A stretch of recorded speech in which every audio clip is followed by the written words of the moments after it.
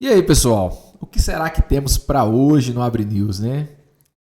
Bom, hoje eu diminuí uma notícia, né? Trouxe quatro, mas tem uma que eu achei extremamente especial, assim, que talvez, cara, é uma viagem onde leva um pouco onde a computação começa a tocar em lugares que muitas vezes são intocáveis. Vocês vão entender, certo? Então, vamos lá. Esse é o Abre News número 4.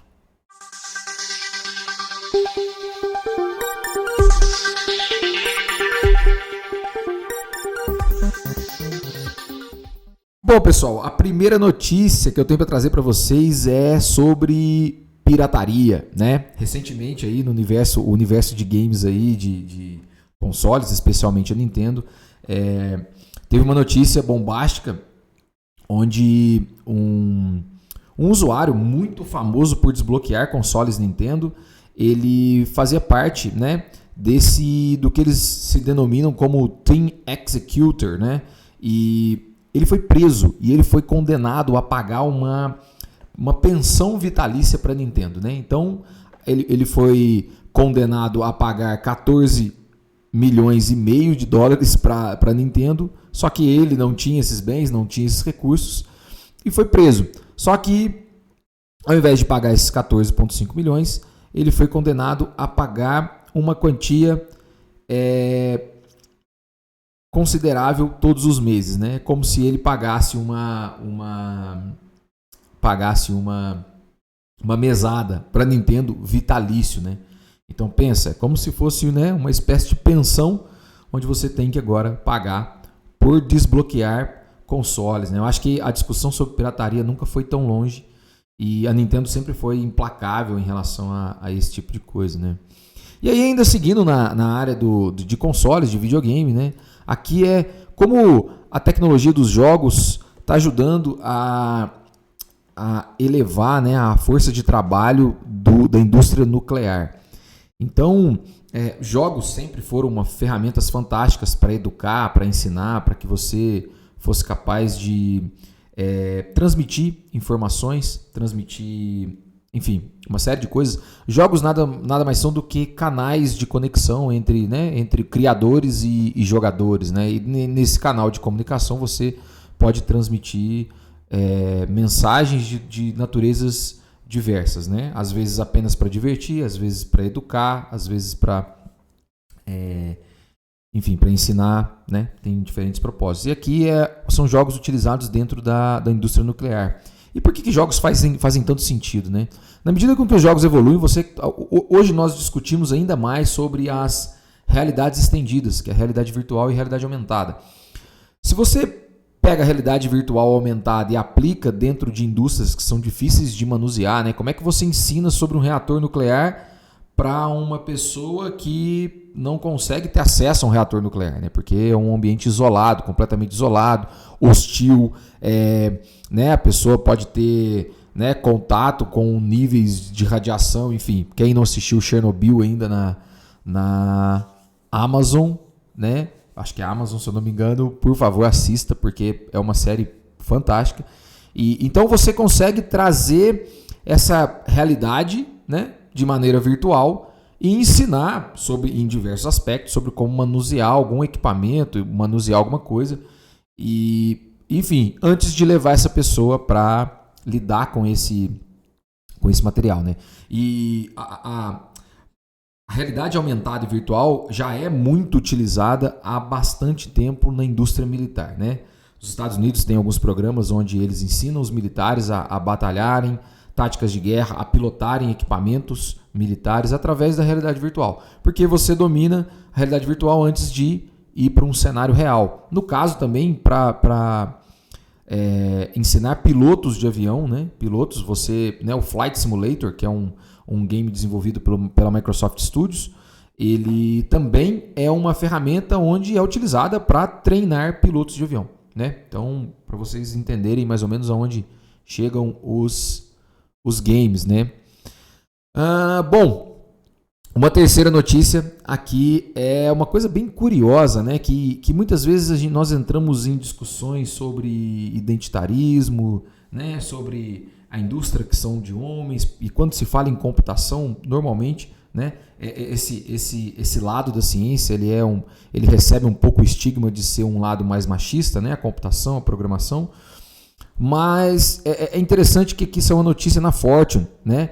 E aqui diz o seguinte: para entender por que a liderança dos Estados Unidos em tecnologia e inovação está em erosão, né? Está acabando, olhe para os investimentos na China, nas inventoras femininas, as inventoras mulheres, né? Então, nas inventoras no caso, né? Para não ser um pleonasmo aí. Então, o que me parece é que a China começou a começar assim.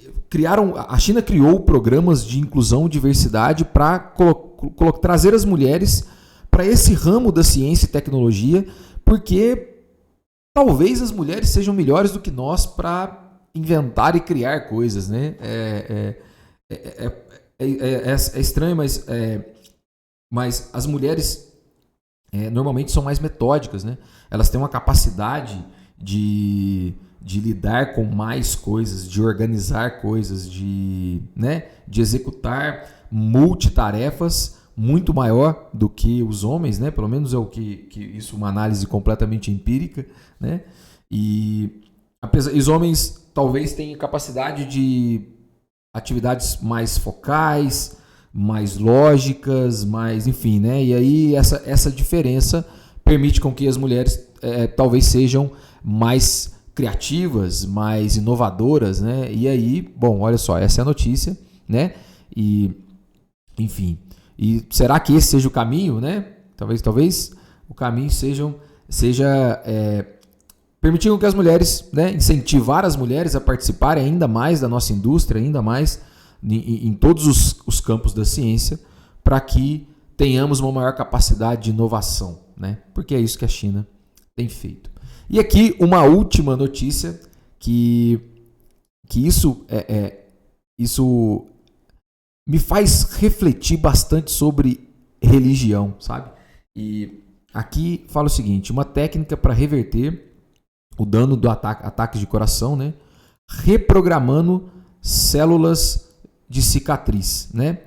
E olha que curioso, quando nós sofremos um ferimento, né? Isso que esse artigo diz quando nós sofremos um ferimento, o nosso corpo ele começa, né, a um processo de cicatrização e ele cria, né, uma certa, é comum vermos uma certa fibra, né, para fechar às vezes a lesão e tudo mais.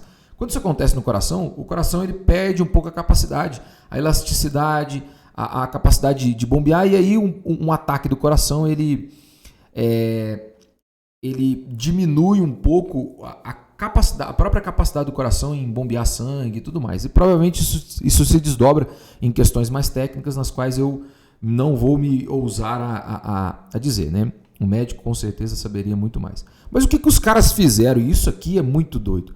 Porque os caras reprogramaram as células de cicatriz, né? E provavelmente elas têm um nome, né, específico. Desculpe se eu não estiver falando aqui precisamente, mas eles reprogramaram, pegaram ratos, né? Esses experimentos normalmente começam em camundongos, pegaram os ratos, reprogramaram células de cicatriz para se tornarem células saudáveis, né? E células que têm essa capacidade, o tecido mais elástico, e retomar a capacidade que o coração tinha antes. E olha que doideira, porque você pensar em reprogramar células, né? A biomedicina, né? O biohacking já é discutido há muito tempo. E existe uma frase que eu gosto muito, que pauta provavelmente toda a ciência que temos, toda a tecnologia que temos nos dias de hoje, né? E tudo muito é fundamentado em matemática, mas tem uma frase que eu acho muito interessante, que é: se Deus programou o universo, a matemática foi a linguagem de programação utilizada, né?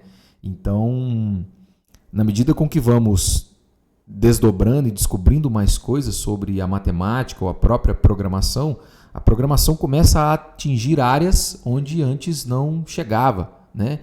E aí a gente começa a entender essas fronteiras, né, da criação, né? Nossas células são programas, né? A organização atômica de diversas coisas seguem um princípio matemático, uma coisa que seja até misteriosa, que pode caminhar no sentido da própria religião, da própria crença, né? E isso é mágico, eu diria, né? Isso é muito legal porque nós não temos as respostas, né? E na medida com que nos perguntamos, nós vamos encontrando mais respostas que nos trazem mais perguntas e assim vai, né? E aí tem uma outra frase que eu gosto bastante, que também fala, né, sobre a criação, sobre Deus, sobre religião, e que talvez tenha um pouco de sentido em relação a isso. Por que existe música ao invés de ruído? Né? A combinação de sons, por que existe música e não apenas ruído? Então fica essa reflexão, né, pro Abre News número 4. Espero que vocês tenham gostado. Deixe seus comentários, sua curtida, compartilhe, enfim. Fique à vontade de compartilhar, de contribuir da maneira com que você se sentir à vontade, certo? Então, é isso aí. Um abraço, até a próxima.